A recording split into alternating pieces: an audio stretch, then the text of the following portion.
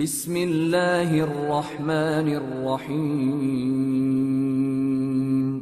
شروع اللہ کا نام لے کر جو بڑا مہربان نہایت رحم والا ہے۔ الف لام میم را۔ اے نبی، یہ کتاب الہی کی آیتیں ہیں اور جو کچھ تمہارے پروردگار کی طرف سے تم پر نازل ہوا ہے حق ہے، لیکن اکثر لوگ ایمان نہیں لاتے۔ اللہ وہی تو ہے جس نے ستونوں کے بغیر آسمان جیسا کہ تم دیکھتے ہو اتنے اونچے بنائے، پھر عرش پر جلوہ افروز ہوا اور سورج اور چاند کو کام میں لگا دیا۔ ہر ایک میعاد معین تک گردش کر رہا ہے۔ وہی دنیا کے کاموں کا انتظام کرتا ہے۔ اس طرح وہ اپنی آیتیں کھول کھول کر بیان کرتا ہے کہ تم اپنے پروردگار کے روبرو جانے کا یقین کرو۔ اور وہی ہے جس نے زمین کو پھیلایا اور اس میں پہاڑ اور دریا پیدا کیے اور ہر طرح کے میووں کی دو دو قسمیں بنائیں۔ وہی رات کو دن کا لباس پہناتا ہے۔ غور کرنے والوں کے لیے اس میں بہت سی نشانیاں ہیں۔ اور زمین میں کئی طرح کے قطعات ہیں ایک دوسرے سے ملے ہوئے، اور انگور کے باغ اور کھیتی اور کھجور کے درخت۔ بعض کی بہت سی شاخیں ہیں اور بعض کی اتنی نہیں ہوتی، باوجود کہ پانی سب کو ایک ہی ملتا ہے۔ اور ہم بعض میووں کو بعض پر لذت میں فضیلت دیتی ہیں، اور اس میں سمجھنے والوں کے لیے بہت سی نشانیاں ہیں۔ اگر تم عجیب بات سننی چاہو تو کافروں کا یہ کہنا عجیب ہے کہ جب ہم مر کر مٹی ہو جائیں گے تو کیا اثر نو پیدا ہوں گے؟ یہی لوگ ہیں جو اپنے پروردگار سے منکر ہوئے ہیں، اور یہی ہیں جن کی گردنوں میں طوق ہوں گے، اور یہی اہل دوزخ ہیں کہ ہمیشہ اس میں جلتے رہیں گے۔ اور یہ لوگ بھلائی سے پہلے تم سے برائی جلدی سے مانگتے ہیں، یعنی طالب عذاب ہیں، حالانکہ ان سے پہلے عذاب واقع ہو چکے ہیں۔ اور تمہارا پروردگار لوگوں کو باوجود ان کی بے انصافیوں کے معاف کرنے والا ہے، اور بے شک تمہارا پروردگار سخت عذاب دینے والا ہے۔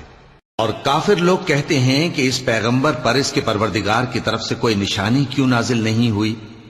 اے نبی، تم تو صرف خبردار کرنے والے ہو اور ہر ایک قوم کے لیے رہنما ہوا کرتا ہے۔ اللہ ہی اس بچے سے واقف ہے جو عورت کے پیٹ میں ہوتا ہے، اور وہی پیٹ کے سکڑنے اور بڑھنے سے بھی واقف ہے، اور ہر چیز کا اس کے ہاں ایک اندازہ مقرر ہے۔ وہ چھپی اور ظاہر چیزوں کا جاننے والا ہے، سب سے بزرگ ہے، عالی رتبہ ہے۔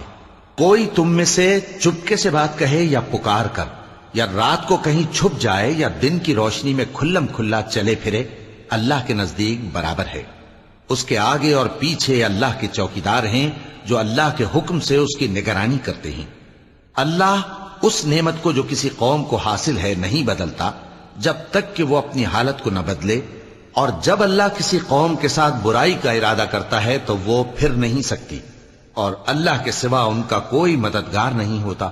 وہی تو ہے جو تم کو ڈرانے اور امید دلانے کے لیے بجلی دکھاتا اور بھاری بھاری بادل پیدا کرتا ہے، اور رعد اور فرشتے سب اس کے خوف سے اس کی تسبیح و تحمید کرتے رہتے ہیں۔ اور وہی بجلیاں بھیجتا ہے، پھر جس پر چاہتا ہے گرا بھی دیتا ہے، جبکہ وہ اللہ کے بارے میں جھگڑتے ہیں، اور وہ بڑی قوت والا ہے۔ کام کا پکارنا تو اسی کا ہے، اور جن کو یہ لوگ اس کے سوا پکارتے ہیں وہ ان کی پکار کو کسی طرح قبول نہیں کرتے، مگر اس شخص کی طرح جو اپنے دونوں ہاتھ پانی کی طرف پھیلا دے تاکہ دور ہی سے اس کے منہ تک آ پہنچے، حالانکہ وہ اس تک کبھی بھی نہیں آ سکتا۔ اور اسی طرح کافروں کی پکار بیکار ہے۔ اور جتنی مخلوقات آسمانوں اور زمین میں ہے، خوشی سے یا ناخوشی سے اللہ کے آگے سجدہ کرتی ہے، اور ان کے سائے بھی صبح و شام سجدے کرتے ہیں۔ چونکہ آیت سجدہ تلاوت کی گئی ہے، لہذا سامعین پر سجدہ واجب ہے۔ ان سے پوچھو کہ آسمانوں اور زمین کا پروردگار کون ہے؟ تم ہی کہہ دو کہ اللہ۔ ان سے کہو کہ کیا تم نے اللہ کو چھوڑ کر ایسے لوگوں کو کارساز بنایا ہے جو خود اپنے نفع و نقصان کا بھی اختیار نہیں رکھتے؟ کہو کیا اندھا اور آنکھوں والا برابر ہیں، یا اندھیرا اور اجالا برابر ہو سکتا ہے؟ بھلا ان لوگوں نے جن کو اللہ کا شریک مقرر کیا ہے، کیا انہوں نے اللہ کسی مخلوقات پیدا کی ہے جس کے سبب ان کے لیے مخلوقات مشتبہ ہو گئی ہے؟ کہہ دو کہ اللہ ہی ہر چیز کا پیدا کرنے والا ہے اور وہ یکتا ہے، بڑا زبردست ہے۔ اسی نے آسمان سے مے برسایا، پھر اس سے اپنے اپنے اندازے کے مطابق نالے بہ نکلے، پھر پانی پر پھولا ہوا جھاگ آ گیا۔ اور جس چیز کو زیور یا کوئی اور سامان بنانے کے لیے آگ میں تپاتے ہیں اس میں بھی ایسا ہی جھاگ ہوتا ہے۔ اس طرح اللہ حق و باطل کی مثال بیان فرماتا ہے۔ سو جھاگ تو سوکھ کر زائل ہو جاتا ہے، اور پانی جو لوگوں کو فائدہ پہنچاتا ہے وہ زمین میں ٹھہرا رہتا ہے۔ اس طرح اللہ صحیح اور غلط کی مثالیں بیان فرماتا ہے تاکہ تم سمجھو۔ جن لوگوں نے اللہ کے حکم کو قبول کیا ان کی حالت بہت بہتر ہوگی، اور جنہوں نے اس کو قبول نہ کیا، اگر روئے زمین کے سب خزانے ان کے اختیار میں ہوں تو وہ سب کے سب اور ان کے ساتھ اتنے ہی اور نجات کے بدلے میں صرف کر ڈالیں، مگر نجات کہاں؟ ایسے لوگوں کا حساب بھی برا ہوگا اور ان کا ٹھکانہ بھی دوزخ ہے، اور وہ بری جگہ ہے۔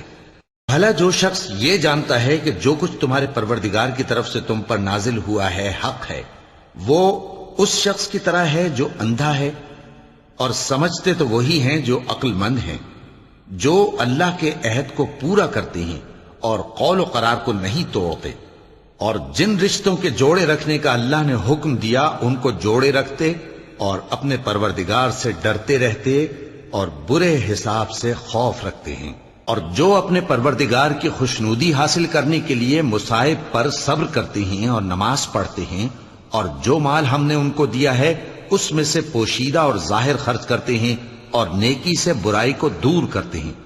یہی لوگ ہیں جن کے لیے عاقبت کا گھر ہے، یعنی ہمیشہ رہنے کے باغات جن میں وہ داخل ہوں گے، اور ان کے باپ دادوں اور بیویوں اور اولاد میں سے جو نیکوکار ہوں گے وہ بھی بہشت میں جائیں گے، اور فرشتے بہشت کے ہر ایک دروازے سے ان کے پاس آئیں گے اور کہیں گے تم پر سلام ہو، یہ تمہاری ثابت قدمی کا بدلہ ہے، اور عاقبت کا گھر خوب گھر ہے۔ اور جو لوگ اللہ سے پختہ عہد کر کے اس کو توڑ ڈالتے اور جن رشتوں کے جوڑے رکھنے کا اللہ نے حکم دیا ہے ان کو قطع کر دیتے اور ملک میں فساد کرتے ہیں، ایسوں پر لعنت ہے اور ان کے لیے برا انجام ہے۔ اللہ جس کا چاہتا ہے رزق فراخ کر دیتا ہے اور جس کا چاہتا ہے تنگ کر دیتا ہے، اور کافر لوگ دنیا کی زندگی پر خوش ہو رہے ہیں، اور دنیا کی زندگی آخرت کے مقابلے میں بہت تھوڑا سامان ہے۔ اور کافر کہتے ہیں کہ اس پیغمبر پر اس کے پروردگار کی طرف سے کوئی نشانی کیوں نازل نہیں ہوئی؟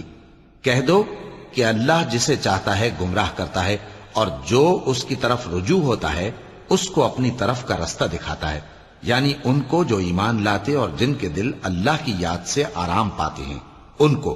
اور سن رکھو کہ اللہ کی یاد سے ہی دل آرام پاتے ہیں۔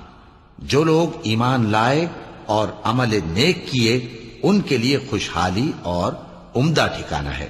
جس طرح ہم پہلے پیغمبر بھیجتے رہے ہیں اسی طرح اے نبی ہم نے تم کو اس امت میں جس سے پہلے بہت سی امتیں گزر چکی ہیں بھیجا ہے، تاکہ تم ان کو وہ کتاب جو ہم نے تمہاری طرف بھیجی ہے پڑھ کر سنا دو۔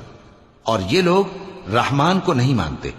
کہہ دو وہی تو میرا پروردگار ہے، اس کے سوا کوئی معبود نہیں، میں اسی پر بھروسہ رکھتا ہوں اور اسی کی طرف رجوع کرتا ہوں۔ اور اگر کوئی قرآن ایسا ہوتا کہ اس کی تاثیر سے پہاڑ چل پڑتے یا زمین پھٹ جاتی یا مردوں سے کلام کر سکتے تو کیا یہ لوگ ایمان لے آتے؟ بات یہ ہے کہ سب باتیں اللہ کے اختیار میں ہیں، تو کیا مومنوں کو اس سے اطمینان نہیں ہوا کہ اگر اللہ چاہتا تو سب لوگوں کو ہدایت کے رستے پر چلا دیتا؟ اور کافروں پر ہمیشہ ان کے اعمال کے بدلے آفت آتی رہے گی یا ان کے مکانات کے قریب نازل ہوتی رہے گی یہاں تک کہ اللہ کا وعدہ آ پہنچے۔ بے شک اللہ وعدہ خلاف نہیں کرتا۔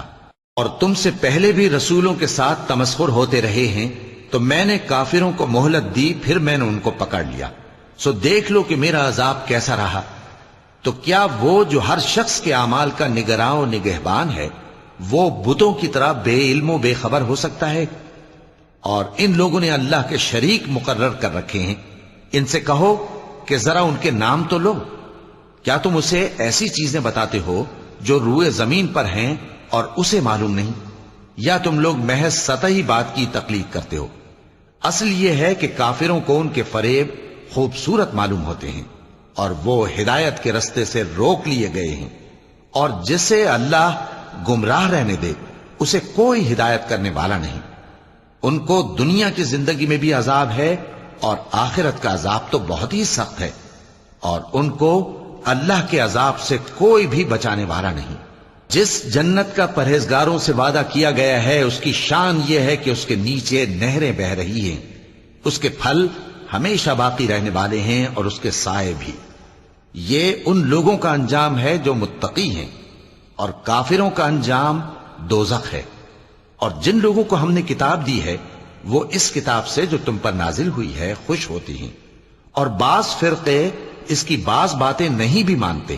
کہہ دو کہ مجھ کو یہی حکم ہوا ہے کہ اللہ ہی کی عبادت کروں اور اس کے ساتھ کسی کو شریک نہ بناؤں، میں اسی کی طرف بلاتا ہوں اور اسی کی طرف مجھے لوٹنا ہے۔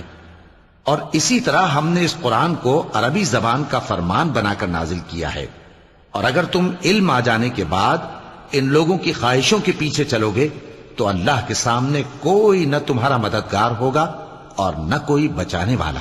اور اے نبی، ہم نے تم سے پہلے بھی پیغمبر بھیجے تھے اور ان کو بیویاں اور اولاد بھی دی تھیں، اور کسی پیغمبر کے اختیار کی بات نہ تھی کہ اللہ کے حکم کے بغیر کوئی نشانی لے آتا۔ ہر حکم قضا کتاب میں لکھا ہوا ہے۔ اللہ جس چیز کو چاہتا ہے مٹا دیتا ہے اور جس کو چاہتا ہے باقی رکھتا ہے، اور اسی کے پاس اصل کتاب ہے۔ اور اگر ہم کوئی عذاب جس کا ان لوگوں سے وعدہ کرتے ہیں تمہیں دکھائیں، یعنی تمہارے روبرو ان پر نازل کریں، یا تمہاری مدت حیات پوری کر دیں، یعنی تمہارے انتقال کے بعد عذاب بھیجیں، تو تمہارا کام ہمارے احکام کا پہنچا دینا ہے اور ہمارا کام حساب لینا ہے۔ کیا انہوں نے نہیں دیکھا کہ ہم زمین کو اس کے کناروں سے گھٹاتے چلے آ رہے ہیں، اور اللہ جیسا چاہتا ہے حکم کرتا ہے، کوئی اس کے حکم کا رد کرنے والا نہیں، اور وہ جلد حساب لینے والا ہے۔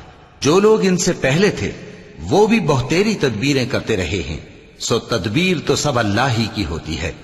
ہر شخص جو کچھ کر رہا ہے اللہ اسے جانتا ہے، اور کافر جلد معلوم کر لیں گے کہ آخرت میں اچھا انجام کس کے لیے ہوتا ہے۔ اور کافر لوگ کہتے ہیں کہ تم پیغمبر نہیں ہو۔ کہہ دو کہ میرے اور تمہارے درمیان اللہ اور وہ شخص جس کے پاس کتاب آسمانی کا علم ہے بطور گواہ کافی ہے۔ صدق اللہ العظیم۔